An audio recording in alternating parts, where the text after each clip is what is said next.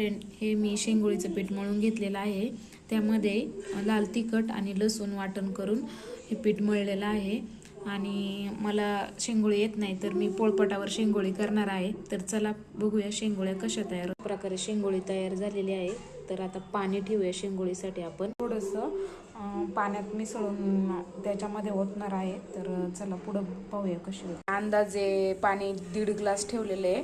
त्यामध्ये मीठ आणि तेल टाकलेलं आहे. आता हे पाणी उकळी आले का त्यामध्ये आपण केलेल्या शेंगोळ्या सोडणार आहोत. मी शेंगोळे बनवते आणि माझ्या श्रेयाची कशी लुडबुड चालू आहे मध्ये मध्ये.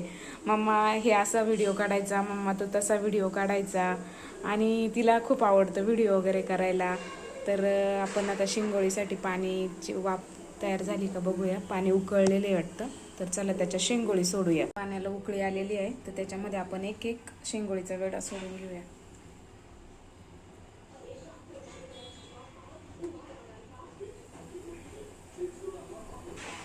बघा मम्मी कशा शेंगोळ्या सोडतीये.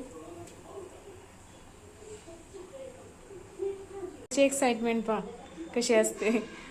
तिला असं वाटतं मीच स्वयंपाक करते का काय. प्रत्येक व्हिडिओमध्ये तिला बोलायला खूप आवडतं. तर हे पहा शेंगोळीचं आपलं. आता याच्यामध्ये आपण ते हे पाणी करून ठेवलेलं आहे पिठाचं, तर ते त्याच्यामध्ये ओतणार आहोत.